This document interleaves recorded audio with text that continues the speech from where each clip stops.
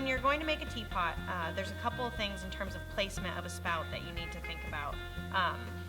And one of them has to do with function, and then the other part is aesthetics. So the first part is, remember we've thrown it on the wheel like this.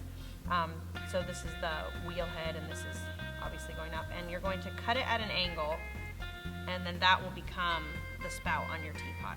So if you imagine in your design, and when you're holding the spout up to the teapot, you drew a line that was parallel with the table. The table's down here. Through your teapot, that is the highest you can put liquid in your teapot if we are looking at the inside. Because once you put liquid more than that, it's actually going to start flowing out of the teapot. So a lot of people, even though they'll come up with a design, this is their teapot, they'll come up with a design that they really like in terms of where their spout is. But then you'll see that if you drew a line like this, you can only fill this teapot up halfway with water before it starts to spill out, and that's not fun for anyone. So make sure that you actually have your spout up high enough. The other thing you need to think about is the ratio between the hole right here and the holes that you're going to be putting in the body of your teapot.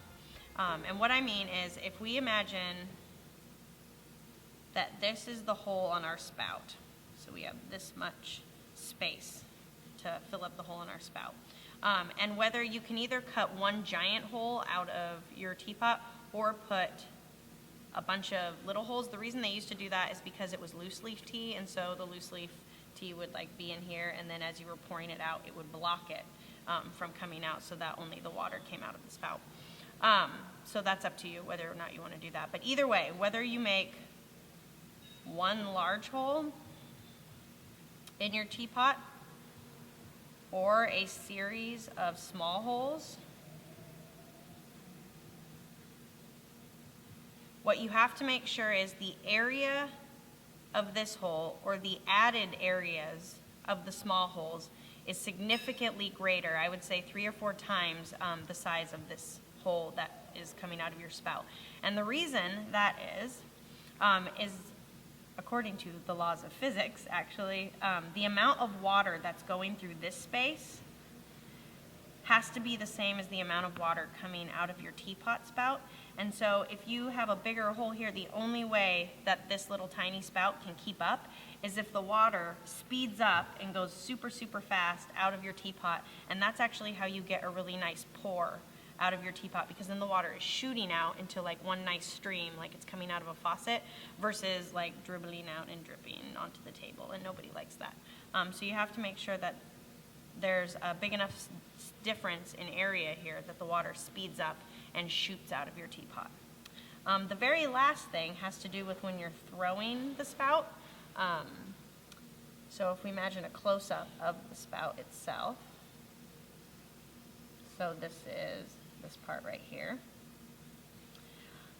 We always talk about rounding the lip of things on pots, rounding the lip to make sure that they don't chip. However, what's really nice on a teapot, if this is the wall of clay that your spout is made up with, you can round the outside edge to make it nice and smooth so that it doesn't chip when it's in the cupboard. But if you can leave, if we do a silhouette of this one,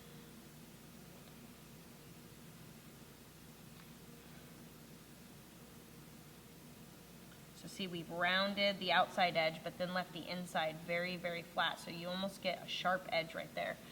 If you can do that, what happens is when you pour the teapot and then tip it back up, it actually acts as like a cutoff, and it cuts the stream of water off so that it goes from being like a solid stream pouring out to then when you tip it, it cuts the water stream off and you get no drips down the front of your teapot. These are the things that make the difference between a really, really aesthetically pleasing teapot that doesn't work and an aesthetically pleasing teapot that also functions really, really well.